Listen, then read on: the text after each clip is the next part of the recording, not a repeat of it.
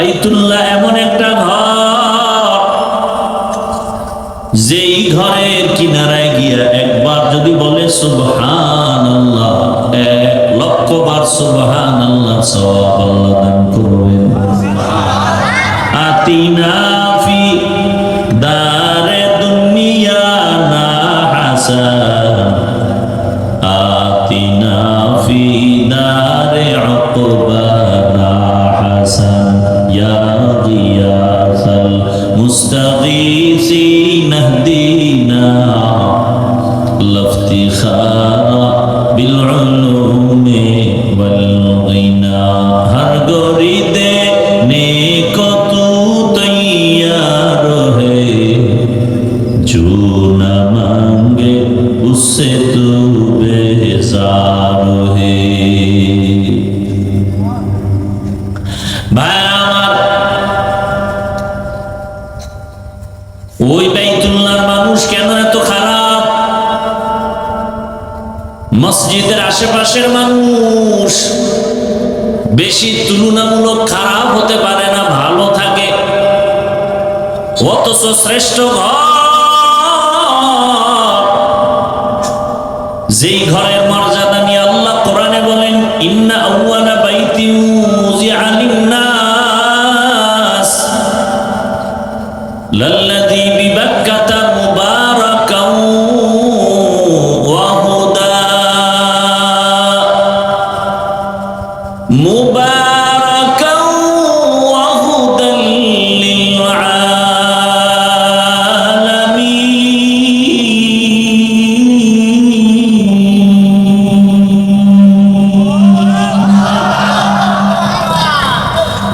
পৃথিবী নামক গ্রহ আল্লাহ বানাইয়া মাত্র দুনিয়ার এই জমিনটা বানানোর শুরু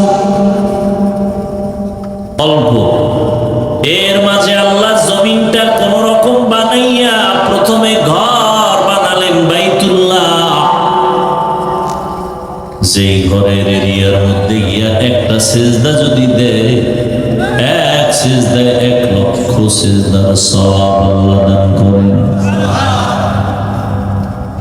একবার যদি সেখানে বসে কেউ আল্লাহ বলে ডাক দেয়, এক ডাকে 1,00,000 বার ডাকের সওয়াব। কিন্তু কঠিন প্রশ্ন, ওই বাইতুল্লাহর পার্শ্বের মানুষ এত চরিত্রহীন কেন যে নারী আর পুরুষ একসাথে উলঙ্গ হয়ে বাইতুল্লাহর 4 দেওয়ালের চতুর্পার্শ্বে তাওয়াফ করে উলঙ্গ? যুক্তি কি? আমরা কাপড় চোপড় পরে যেই পোশাকে চলি, এই পোশাক পরে কত অন্যায় করি, নাপাক পোশাক সব খুইলে যাই। যেহেতু বাইতুল্লাহ বড় দামি, বাইতুল্লাহ জিয়ারতের ক্ষেত্রে ওখানে খারাপ নাপাক পোশাক নিয়ে যাওয়া যায় না, এই জন্য খুইলা উলঙ্গ যাইতেছে বাইতুল্লাহর পাশ। কেমন মেধা!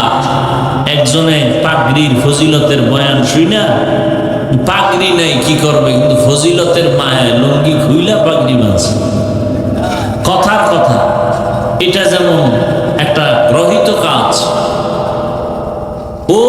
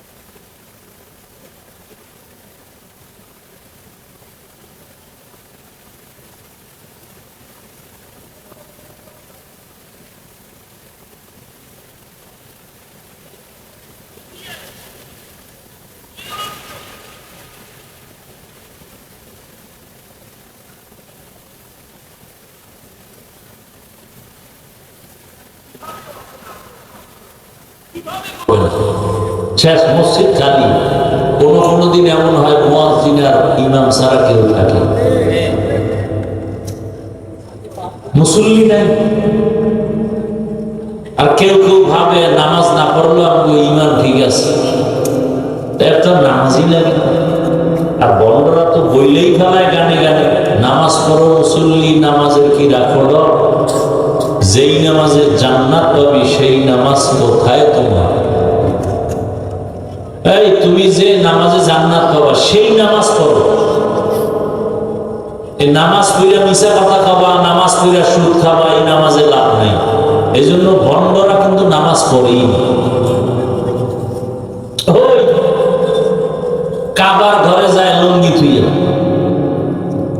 পাগড়ি বাঁধে লঙ্গি দিয়া, অবস্থা এমন হয়েছে। যেই নামাজে জান্নাত পাবা সেই নামাজ তোমার নাই, যেহেতু ওই নামাজ পড়ে লাভ নাই যে নামাজে সুদ ছাড়া। আরে এক রাত্রেই মানুষ ঘুমের থেকে ওইটা পত্রিকা পড়া শিখে না, সরে ও সরে আ ক খ এগুলো পড়তে পড়তে পড়তে পড়তে পড়তে পড়তে এক সময় সে পত্রিকা পড়া শিখে। ঠিক আল্লাহর ইবাদত নামাজ এগুলো করতে করতে করতে করতে করতে করতে এক সময় নামাজটা নামাজের মতো হয়ে যায়, না পড়লে হবে না। আর ওই ভণ্ডর গোষ্ঠী এরা উদ্দেশ্য না নামাজ পড়বে না, কারণ শীতের দিনে অজু বানাইতে তো অনেক কষ্ট। এরপরে তো এক সরায় কইয়েই ফেলাইছিল পাবলিকের মাইর খেয়ে, আবার এখন দুনিয়ায় নাই, মরে গেছে। নামাজ 5 ওয়াক্ত না, মাত্র 3 ওয়াক্ত। কত ধান্দাবাজি এই দুনিয়ায় চলে ধর্ম নিয়ে, বিশেষ করে আমার বাংলাদেশে ইসলাম নিয়ে এত ধোঁকাবাজি আর এত চালাকি দুনিয়ার কোন রাষ্ট্রে নেই, এই বাংলাদেশ ছাড়া। আল্লাহ হেদায়েত দান করুন। কি আপনাদের কষ্ট হইতেছে? তাহলে কথা বুঝলে আওয়াজ দিয়ে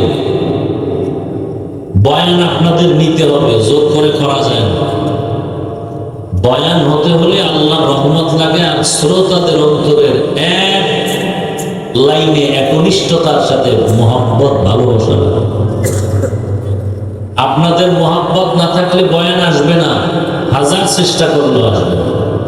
কত জায়গায় বয়ানে বসি, ঘন্টাকে ঘন্টা চলে যায়, টেরও পাওয়া যায় না। আর কোথাও বয়ানে বসলে বয়ান আসেই না। আল্লাহ মাহফিল শেষ দোয়া পর্যন্ত কবুল করেন। আল্লাহ তো বাইতুল্লাহর পাশের মানুষগুলো এতটা চরিত্রহীন, বাবা হইয়া কন্যাদেরকে এতটা পছন্দ করে যে আসলেই বাবা লজ্জায় বাজারে যায় না। একজন আল্লাহর বান্দার ইতিহাস তো স্পষ্ট হাদিসে আছে, নিজের কন্যা নিজ হাতে হত্যা করেছে। একটা না, দুইটা না, 100 কন্যা হত্যা করেছে। বড় কঠিন আলাপ। নারীদের পছন্দ করে না, বিধবাদের পছন্দ করে না। কথা কোন দিক থেকে টানছিলাম? পিছনে কথা বলতেছে, স্টেজ পর্যন্ত কথা আওয়াজ। এবার আকল জ্ঞান আছে কিছু?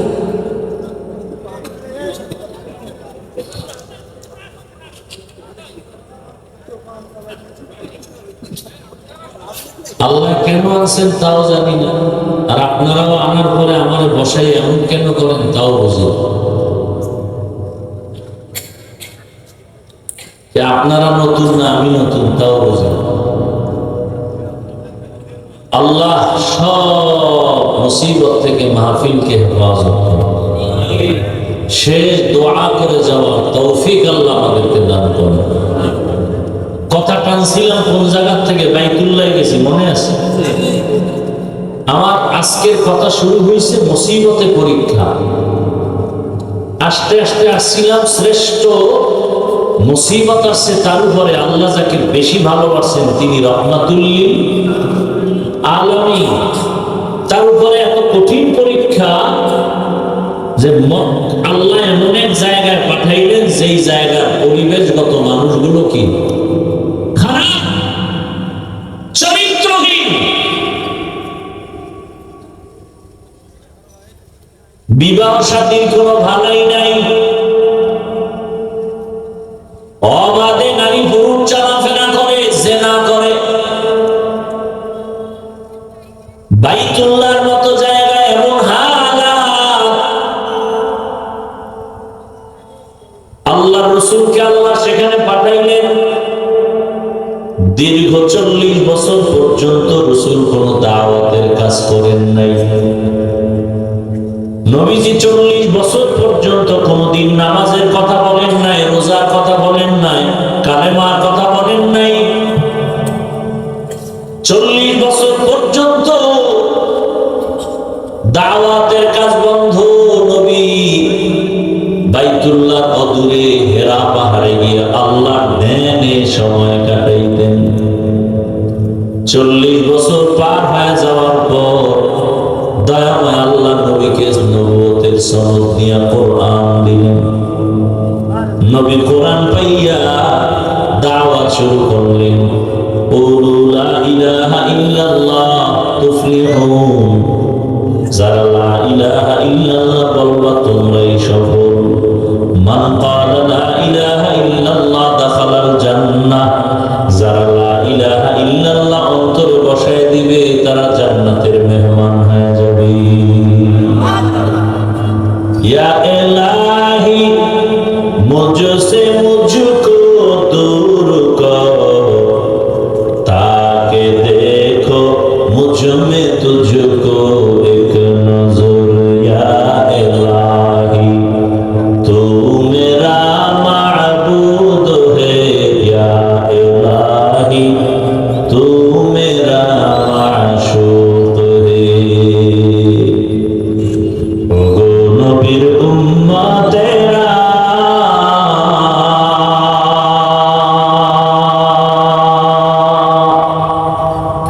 होए আজি দিশাহারা,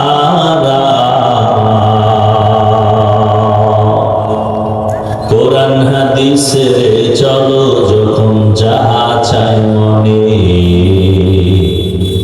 নবী বিনে কে তরফে পুলসিরত মিজানে, নবী বিনে কে তরফে পুলসিরত মিজানে। নবী আমার জীবন ভরে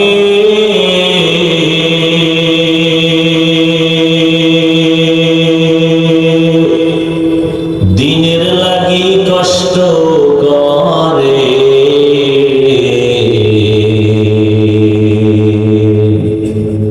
দান দান শহীদ করিলে উহুদেরই ময়দানে।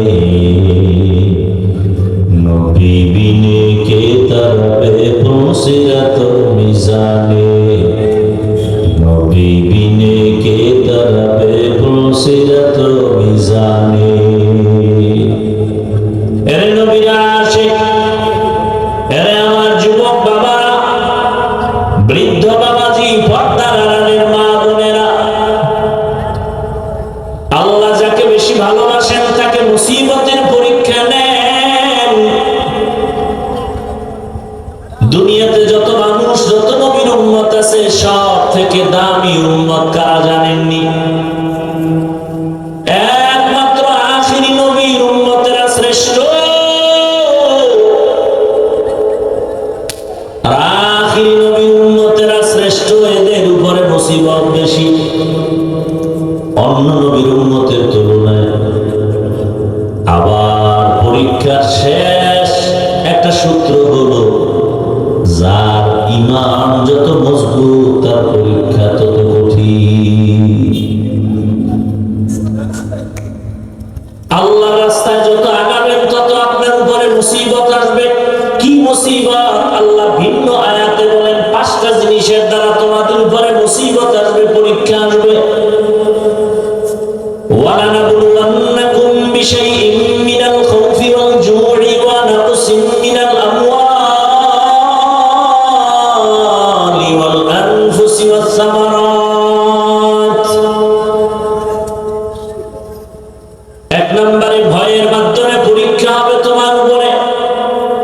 ক্ষুধার মাধ্যমে পরীক্ষা, সম্পদের ঘাটতি, জীবনের ঘাটতি, ফলের ঘাটতির মাধ্যমে পরীক্ষা হবে তোমাদের উপরে। এই পরীক্ষাগুলো কোনো বেঈমানের উপরে নাই, সব যারা মুমিন তাদের উপরে। আল্লাহ কয় ভয় নাই, সুসংবাদ তাদের জন্য যারা ধৈর্য ধারণ করবে। ওয়াবাশশিরিস সাবিরিন, ধৈর্য ধারণকারীদের জন্য সুসংবাদ। কি সুসংবাদ? ইন্নাল্লাহা মা'আস সাবিরিন, ধৈর্য ধারণকারীরা আমি আল্লাহ তোমার হয়ে যাব। আল্লাহ যদি আমার হয়, কোনো ভয় আছে? আর আল্লাহ যদি না থাকে, রেবেও শান্তি দিতে পারে না, আটকাইয়া সিকিউরিটি দিয়ে রাখতে পারে। ভাইরা আমার, দয়াময় রব্বুল আলামিন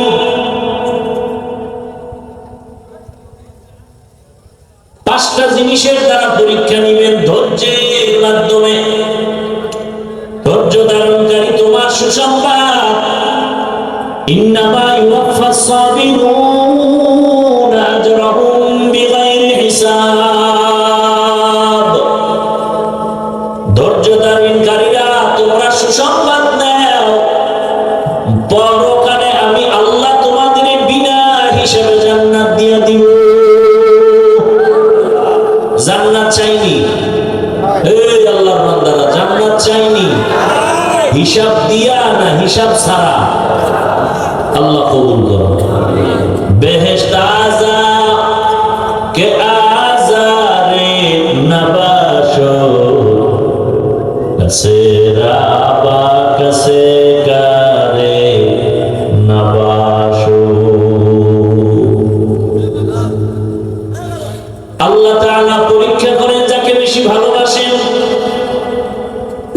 এবার আপনারা আমাকে একটু জবাব দেন, আল্লাহ কি নামাজিকে বেশি ভালোবাসেন না বেনামাজিকে ভালোবাসেন? অতএব নামাজির উপরে মুসিবত বেশি আসবে। নবীজি অন্য এক হাদিসে বলেন, আদ-দুনিয়া সিজনুল মুমিন ওয়া জান্নাতুল কাফির। দুনিয়াটা মুমিনদের জন্য জেলখানা, জাহান্নামের মতো, বেঈমানের জন্য বালাখানা, জান্নাতের মতো শান্তি। দুনিয়াটা মুমিনের জন্য মুসিবতের ঘর, বেঈমানের জন্য আরামের ঘর। যত শান্তি বেঈমানেরা দুনিয়ায় পাবে, পরকালে কিছুই নেই। আর মুমিন যারা ঈমানওয়ালা, এদের জন্য দুনিয়ায় কষ্ট, পরকালে বিনিময় শান্তির ঠিকানা জান্নাত। বেঈমান জান্নাত পাবে না। আল্লাহ তাআলা পরীক্ষা করবেন, তাকে বেশি ভালোবাসেন তাকে। নামাজিওয়ালাকে আল্লাহ বেশি ভালোবাসেন, পর্দা করনেওয়ালাকে আল্লাহ বেশি ভালোবাসেন, সুন্নতের আমল করনেওয়ালাকে আল্লাহ বেশি ভালোবাসেন। আল্লাহ তাআলা বলেন, ইয়া আইয়ুহাল্লাযীনা আমানুস্তাঈনু বিস-সাবরি ওয়াস-সালাহ। ও মুমিন, ধৈর্য ধারণ করতে পারো না, ভালোবাসার স্কেলেও যেতে পারো না। তুমি যদি জান্নাত পেতে চাও, আল্লাহর পরীক্ষায় পাশ করতে হবে। পাশ করতে হলে ধৈর্য ধারণ করা লাগবে। তবে ধৈর্যের জন্য তুমি যদি সাহায্য না পাও, চলবে না। আর সাহায্য প্রার্থনা তুমি করো, আমি আল্লাহর কাছে সাহায্য প্রার্থনা করো। সাহায্য চাইতেই হবে, নিতেই হবে, না হয় চলা যাবে না। দুনিয়ার লাইনেও অন্যের সাহায্য না থাকলে চলা যায় না। আখিরাতের লাইনেও অন্যের সহযোগিতা, সাহায্য না থাকলে চলা যায় না। দুনিয়াতে আপনি এখান থেকে যদি সাতক্ষীরা যেতে চান, পায়ে হেঁটে যাবেন না মাধ্যম আছে গাড়ি? গাড়ি লাগবে না? নদীর মধ্যে মাছ আছে, ঘরে যদি আনতে চান, মাছ ধরিয়া জালে আটকাইতে হবে, তারপরে আনবেন। ছাড়া হবে না। টাকাওয়ালা বসে বসে টাকার বাহাদুরি করলে হবে না। গরিব ব্যক্তির কাছ থেকে টাকা দিয়া মাছ আনো। বান্দা তোমার চাল ডালের প্রয়োজন, গরিব লোক দোকান দেয়, চালের দোকান, ডালের দোকান, ওখান থেকে টাকা দিয়ে আনো। তুমি যদি টাকার বাহাদুরি করে বলো আমি টাকা দিয়েই চলবো, কারো সাহায্য নেব না, তুমি পঙ্গু হয়ে মরবা। দুনিয়ার লাইনে সাহায্য ছাড়া চলা যায় না। একজন শিক্ষক না থাকলে সে ভালো লেখাপড়া করে ভালো আদর্শবান মানুষ হতে পারে না, শিক্ষক না থাকলে। অন্যের সাহায্য ছাড়া একটা অক্ষর শিখা যায় না। অন্যের সহযোগিতা ছাড়া লেখাপড়া শিখা যায় না। কোরআনের তাফসীর শিখবে কিভাবে? নিজে নিজে? এত সহজ? তা আখিরাতের লাইনেও অন্যের সাহায্য লাগবেই। আল্লাহ বলেন সাহায্য চাও এমন একজনের কাছে যার মধ্যে কোনো অভাব নেই। কারণ অভাবীর কাছে যদি সাহায্য চাও, সে তার অভাব পূরণ করতে গিয়ে তোমার চাহিদা পূরণ করতে পারবে না। জমিনে তাকায় দেখলাম এমন একটা মানুষ নাই যার অভাব নাই। দুনিয়াতে যত টাকাওয়ালা দেখে ওদের অভাব, যত টাকা বেশি তাদের অভাব তত বেশি। কিন্তু একজন খুঁজে বের করে যার অভাব নাই, তিনি আমার আল্লাহ। আল্লাহ বলেন ইয়া আইয়ুহান নাস আনতুমুল ফুকারাউ ইলাল্লাহ ওয়াল্লাহু হুয়াল গানিয়্যুল হামিদ।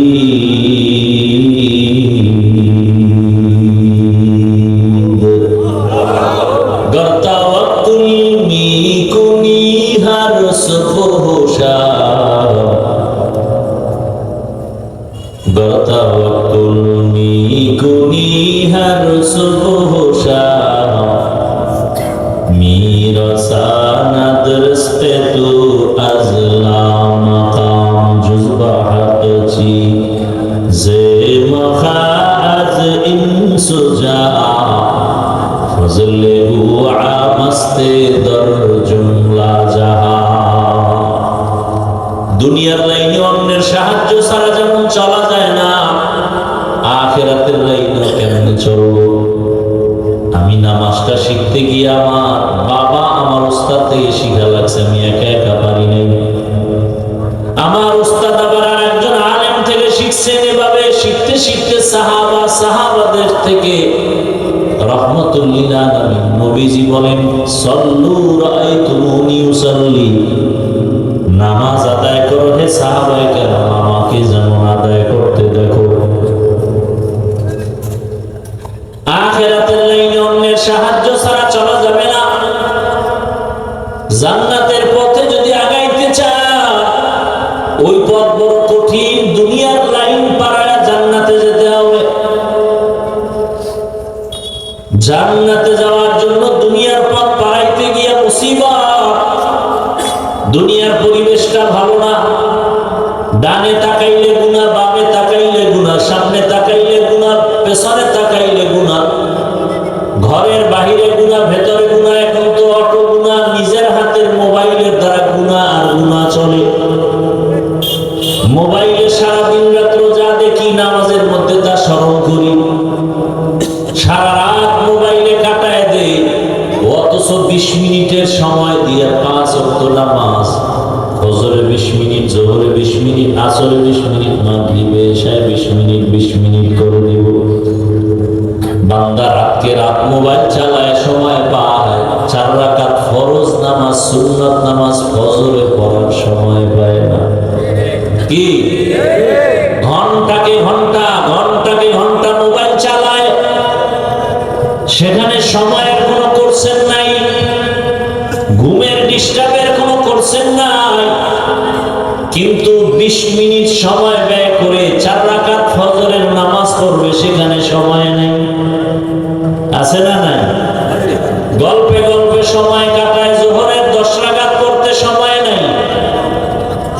দোকানে, চাকরির, অফিসে কত আড্ডা দিয়ে সময় কাটায়। আসরের 4 রাকাত নামাজ, মাগরিবের 5 রাকাত নামাজে সময় নাই। ও বান্দা, তুমি এটা পারবা না। সাহায্য নিতে হবে আমি আল্লাহ। কারণ দুনিয়ার সবাই অভাবী, একমাত্র অভাব নাই কার? আল্লাহ বলেন দুনিয়ার সবাই ফকির, একমাত্র আমি আল্লাহ ধনী। আর আমি এমন ধনী, আমার প্রশংসার কোনো শেষ নেই। দুনিয়ার সব ধনীদের বদনাম আছে, আল্লাহর কোনো। দুনিয়ার ধনীরা দেয় দেয় বলে দেয় না, আবার দিতে গিয়েও তাও পুরোপুরি দেয় না, আবার যাও দেয় তা আবার খোটা দিয়া ঝাল মিটায় দেয়। 5,000 টাকা দিল, 50,000 টাকার ঝাল মিটায় দেয়। বলে আরে আমি অমুকি আমার টাকায় চলে, মসজিদ আমার টাকায়, ওয়াজ মাহফিল আমার টাকায়। এইভাবে করে করে আবার ঝাল মিটাইয়া দেয়। আল্লাহ কয় আমি কারো খোটাও দেই না, এবং আমি আল্লাহ দিব দিব বলে দরজা বন্ধ করি না। وَإِذَا سَأَلَكَ عِبَادِي عَنِّي فَإِنِّي قَرِيبٌ أُجِيبُ دَعْوَةَ الدَّاعِ إِذَا دَعَانِ فَلْيَسْتَجِيبُوا لِي وَلْيُؤْمِنُوا بِي لَعَلَّهُمْ يَرْشُدُونَ।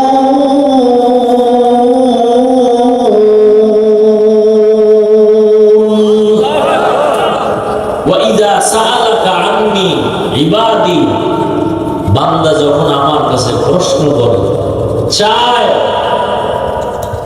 আল্লাহ কয় বান্দা তুই কই খুঁজ না, আমি তো তোর কাছেই।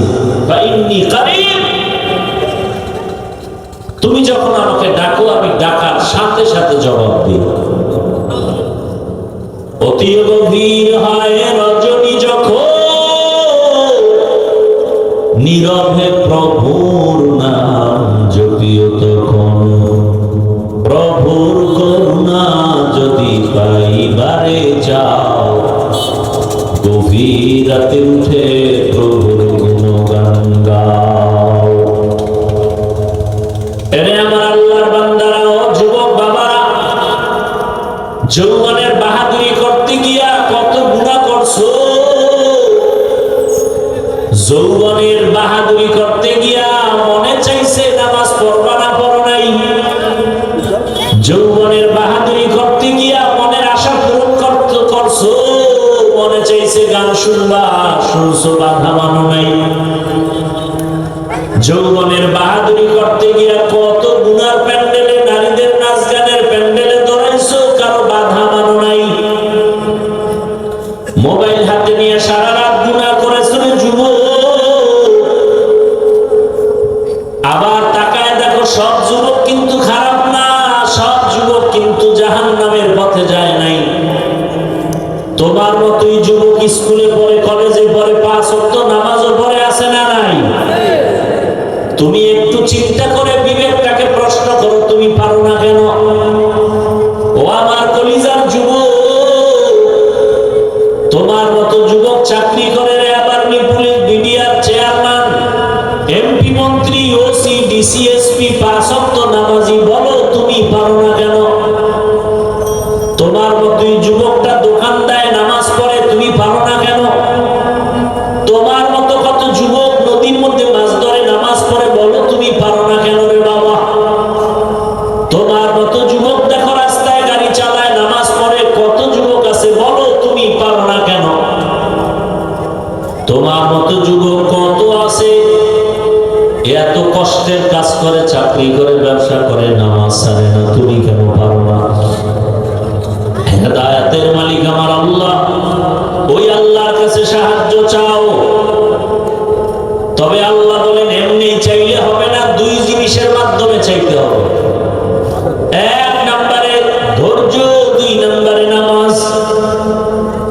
রহমতের নবী বলেন ইজা সাআলতা ফাসআলিল্লাহ ওয়া ইজা ইসতাআনতা ফাসতাইন বিল্লাহ। যদি সাহায্য চাও কার কাছে? আল্লাহর কাছে সাহায্য চাও। আল্লাহর কাছে যারা চাইছেন আল্লাহ তাদেরকে দিয়ে দিয়েছেন। অহংকারী আর বাহাদুরি করবা না। এরে আল্লাহ বান্দা, আল্লাহর উপরে ভরসা করে চলবা, দেখবা যে কোনো জায়গায় সম্মান আল্লাহ বজায় রাখবে। বাদশাহ হারুন রশিদ চলতেছিলেন, চলতে চলতে চলতে চলতে কাফেলার লোক হারায় গেছে জঙ্গলের ভিতর। এখন কোথায় যাবে? রাত হয়ে গেছে। বাদশাহ হারুন রশিদ এক জায়গায় পানির পিপাসা লাগছে, একা রাজপ্রাসাদে চলে যাবেন, কোথাও পানি পায় না। হঠাৎ একটা ঝুপড়ি পাইলেন, ভাঙা ঘর। ওই ভাঙা ঘরে গিয়ে একটু বাহির থেকে আওয়াজ দিলেন, আমাকে একটু পানি দাও পিপাসা নিবারণের জন্য। ঘরে দেখে একটা মেয়ে আছে। ওই মেয়েটা বাদশাকে দেখে চিনতে পারছে, আমার দেশের বাদশাহ। সে পানি দিবে দূরের কথা, সে গাছ থেকে ফল না জুস বানাইয়া তারপরে বাদশাহ হাতে দিছে। এবার বাদশাহ হারুন রশিদ কহে, মা তুমি আমাকে একটু পানি দিবা, কিন্তু পানির বদলে তুমি গাছের থেকে ফল না জুস বানায় তুমি আমাকে দিলা, এরপরে পানি তাও আবার তুমি শরবতের মতো বানায়া সাইকা দিলা, চাটনি দিয়া। কারণ কি? মেয়েটা ডাক দিয়ে কয়, বাদশাহ আমিরুল মুমিনিন, আমি আপনাকে জানলাম, চিনলাম, সম্মান করেছি। আল্লাহর বিধান, রাসূলের বিধান, যদি একজন পথিক সে আমার মেহমান, যদি মেহমানদারি করার মতো করতে পারি, আল্লাহ আমার মেহমানদারির ব্যবস্থা করবেন আরো সুন্দর। বাদশাহ হারুন রশিদ খুশি না বেজার? মেহমানদারি শেষ, পানি চাইছে, ফলের জুস পেয়েছে। রাজপ্রাসাদে গিয়া, ঘরে গিয়া পরামর্শ করে সিদ্ধান্ত নিলে, আমি হারুন রশিদের ছেলের জন্য এই মেয়েকে ঘরে নিয়ে আসবো। যেমন কথা তেমন কাজ। এই হারুন রশিদের স্ত্রীর নাম জানেননি? জানেন না? হ্যাঁ হ্যাঁ, কি? জুবাইদা খাতুন। যেই জুবাইদা খাতুনের নামে আজও মক্কার পাশে আছে নহরে জুবাইদা।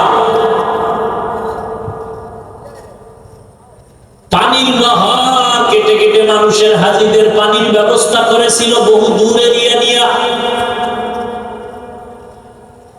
ইন্তেকালের পর আমি কিতাব দেখলাম, স্বপ্নের মধ্যে একজনকে দেখানো হলো, তার আপন এক আত্মীয় জিজ্ঞাসা করে, জুবাইদা কবরে আপনার কি হালাত? জুবাইদাকে আল্লাহ আমাকে মাফ করে দিয়েছেন। কি বলবেন, নাউজুবিল্লাহ না সুবহানাল্লাহ? তো আত্মীয় বলতেছে, আপনাকে আল্লাহ মাফ করছেন, কারণ কি? আপনি তো বিশাল কাজ করছেন। বলে, কি কাজ? আপনি যে পিপাসার্ত মানুষের জন্য বাইতুল্লাহর পাশে নহর কেটে কেটে পানির ব্যবস্থা করছেন। না, আল্লাহ আমাকে এই ব্যবস্থা মাফ করে। তাহলে বলে, আমি তো আশায় ছিলাম এই কারণে আল্লাহ আমাকে মাফ করে দিবেন, কিন্তু দুঃখ, যখন আমার এই কথা জানতে পারলাম আল্লাহর আদালতে আমার এটার দ্বারা মাফ হবে না। কারণ আল্লাহ বললেন, ও জুবাইদা, তুমি যেই নহর কাটছো এটা তোমার রাজকীয় সম্পদ। তুমি যদি, এবার জুবাইদাকে আমি নিরাশ হয়ে গেলাম। আল্লাহ কত দয়াময় রহমান, কত অসীম দয়ালু রহিম আমার আল্লাহ। এই মা বোনেরা আসেনি? মা বাদশা হারুন রশিদের স্ত্রী বিবি জুবায়দা খাতুন অনেক দামি আল্লাহর বান্দি, যার ঘরে প্রতিদিন 100 মহিলা কাজ করত, সবাই কোরআনের হাফেজা। সে নিজেও কি কোরআনের হাফেজা। কেমন আল্লাহ তারা দিছেন, 24টা ঘন্টা সেকেন্ডে সেকেন্ডে তার ঘরে কোরআনের তেলাওয়াত। আরে আম্মা জান, আপনি তো জুবায়দা না, তবে তার মতই তো নারী। আপনি কি পারেন না 5 ওয়াক্ত নামাজে 5টা সূরার তেলাওয়াত করবেন? ফজরের নামাজের পরে পড়বেন ইয়াসিন ওয়াল কুরআনিল হাকীম। যোহরের নামাজের পরে তেলাওয়াত করবেন সূরা ফাতাহ অথবা সূরা আর রহমান। আসরের নামাজের পরে তেলাওয়াত করবেন সূরা নাবা আম্মা ইয়াতাসাআলুন। মাগরিবের নামাজের পরে তেলাওয়াত করবেন সূরা ওয়াকিয়া ইযা ওয়াকাতিল ওয়াকিয়া লাইসা লিওয়াকাতিহা কাযিবা। এশার নামাজের পরে তেলাওয়াত করবেন সূরা মুলক তাবারাকাল্লাযী বিয়াদিহিল মুলক ওয়া হুয়া আলা কুল্লি শাইইন কাদির। 5 ওয়াক্ত নামাজে কয় সূরা? এই সূরাগুলো যদি তেলাওয়াত করে রিজিকের সমস্যা থাকবে না, ঘরে কোনো মুসিবত থাকবে না, পরিবারে কোনো অশান্তি থাকবে না। জুবায়দা খাতুন এ তো 5 ওয়াক্তে 5টা সূরা, আর জুবায়দার ঘরে 24 ঘন্টা কোরআন তেলাওয়াত। ওই যে 100 মহিলা কোরআনে হাফেজা কর্মচারী, এক একজনকে ভাগ ভাগ করে দিছে, তুমি আধা ঘন্টা তেলাওয়াত করো, এরপরে কাজ করো। আরেকজনে আধা ঘন্টা, এরপরে কাজ করবে। আরেকজনে আধা ঘন্টা, এইভাবে ভাগ করে দিছে। অল টাইম কোরআন তেলাওয়াত। কোরআনের মতো মজার কোনো আওয়াজ নাই। যেই কোরআন দেখলে সওয়াব, পড়লে সওয়াব, তরজমা জানলে আরো সওয়াব। আরে আম্মা জান, মানুষ ফল খাইতে চায়, ফলের গাছ লাগানো লাগে। দুনিয়াতে যত ফল আসবে আমাদের লাইনে, সব ফলের গাছ আপনারা মায়েরা। আম্মা জান, আপনার আখলাক ভালো, আপনার আদর্শ ভালো, তো আপনার থেকে সন্তান আসবে ভালো, আপনার দ্বারা সংসার সাজবে ভালো, বাগান হবে, ফল হবে সুন্দর, ঘর হবে শান্তির ঘর। আর এই ক্ষেত্রে একজন স্বামী, তার অনেক দায়িত্ব আছে, কর্তব্য আছে। একজন স্বামী তার স্ত্রীকে ইবাদত করতে সুযোগ দিতে হবে। শুধু কাজ আর কাজের চাহিদা করলে হবে না। বাহিরে যেন মায়ের কষ্ট করতে না হয়, পুরুষটা সামাল দিবে, কমপ্লিট করবে। মহিলা ঘরে বসে ইবাদত করবে, স্বামীর জন্য দোয়া করবে। মহিলাদেরকে ভারী কাজ করতেই তো আল্লাহ পছন্দ করেন না, কারণে তাদেরকে আল্লাহ নরম শরীর দিয়া বানাইছেন। এর আম্মা জানেরা, জুবায়দা খাতুন নিরাশ হয়ে গেল। নহর কাটছি, ওটা আল্লাহর কাছে পছন্দ হয় নাই। জুবায়দা খাতুন কয়, আমি তো নিরাশ হয়ে গেলাম, আমার তো কবরে কি উপায় হবে? আম্মা জানেরা খেয়াল করে শুনেন। এবার জুবায়দা বলে, আল্লাহ আমাকে বলে, জুবায়দা তোমার আর একটা ছোট আমল আমার কাছে আছে, আমার কাছে ওইটা বড় পছন্দ হয়েছে, হয়েছিল, তোমাকে মাফ করে দিলাম। কি আমলটা শুনবেন?